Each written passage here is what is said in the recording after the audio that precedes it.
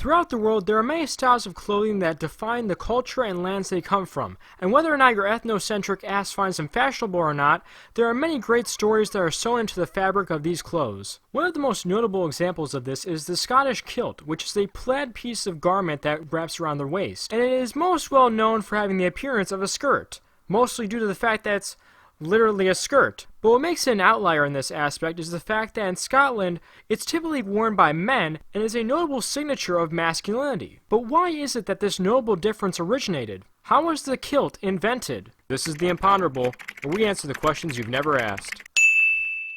To start off, the word kilt is derived from the word kilt, specifically the Scots word for it, which meant to tuck clothes around the body. The garment itself is derived from the belted plaid, which originated back in the 16th century for soldiers to protect them from the weather. Its design had what would become the kilt, along with an upper body part that could either wrap around the shoulders as a cloak, up around the head as a hood, or according to this absolute Chad, a holster for a musket. Now, how he went from the great kilt to just the kilt has been shrouded in controversy.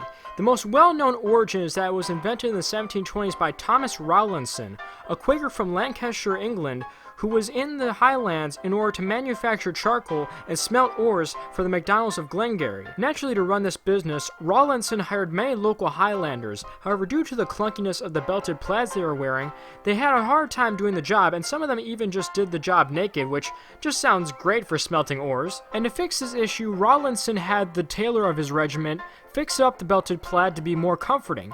Thus, the kilt was born, and it was eventually adopted into the Highlander branch of the British Army. Like I said, though, there is controversy surrounding this due to the fact that there has been evidence of the kilt dating back to 1692, so either it was a weird coincidence that Rawlinson just so happened to invent it, or he was just talking out of his ass. Now, while that was how the kilt was invented, I'd be remiss if I didn't talk about the history of the kilt after it was invented, because it's...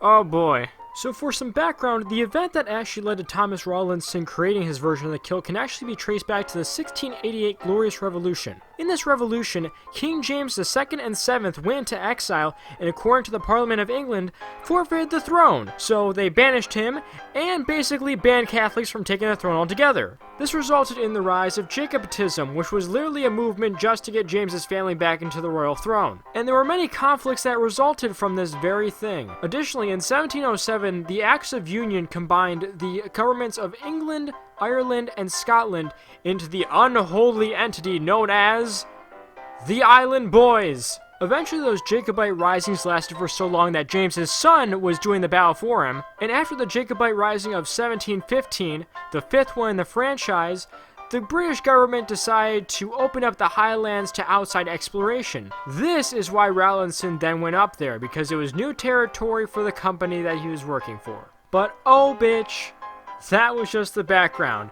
Eventually, the Jacobite Risings lasted so long that James's grandson was now on the front lines fighting for the cause, and by the time it got to the Jacobite Rising of 1945, the ninth one in the franchise, the British government realized that they have never been able to actually get the Highlanders to stop being, Highlanders, and was like, screw it, we're gonna just indoctrinate you entirely. So they stripped Highlanders of their arms, stripped some of them of their rights altogether, and the worst one of all, the most egregious, horrendous, abhorrent act of all time. They banned the kilt. That's right, in 1746 they passed the Dress Act, or as some may call it, the Dekilting Act, though if you type that into Wikipedia, you'll get an article talking about the legal status of fictional pornography depicting minors. And honestly, I think your boy might be on the watch list now after coming across that. But basically what this act did was take away Highlanders' traditional outfits, including the kilt. I just find it funny that it took a Jacobite Rising for the creation of the common kilt, and it took another Jacobite Rising for the kilt to get banned. Honestly, King James should be considered a fashion icon for that right there. Now, the reason why they banned the Highland outfit, and specifically the kilt, was because they represented savagery and rebellion. Like, bro, how petty do you have to be? Like, seriously, you're gonna ban their clothing? Imagine after World War II we banned lederhosen in Germany for being savage and rebellious. That would have been a war crime if we had done that. Also, let me get this straight. Britain opens up the Highlands for outside exploration. A British person goes down there and creates the kilt for Highlanders. The British Army then adopts the kilt for their Highland soldiers. Britain then bans the kilt because it is savage and rebellious, though they still use it for their Highland soldiers despite the fact that it's slightly altered. What a load of bullshit, dude. Though to be fair, the words savage and rebellious do kind of describe the creators of the kilt now, don't they? The Dress Act was repealed in 1782, and in the proclamation for it, England dissed lowlanders, which is just incredible, and at that very moment, the kilt was already out of fashion because that's what happens when you ban something for 35 years. However, unsurprisingly, the Highlanders eventually started to re-embrace many of the things that made them who they were over time, and things like the kilt slowly began coming back into their society. This all reached a head when in 1822, local clout chaser King George IV became the first monarch to visit Scotland in 170 years, and in doing so, he decided to show up wearing the kilt. This, along with Queen Victoria wearing the kilt decades later, resulted in a big boom period for the kilt, and it has lasted to this day where this kilt has become one of the biggest cultural signifiers of Scotland, all while the rest of the world still sees it as that skirt that men wear. So with all that being said, how was the kilt invented? Because the Highlanders got their asses kicked by England 10 times in a row. Scotland forever, eh?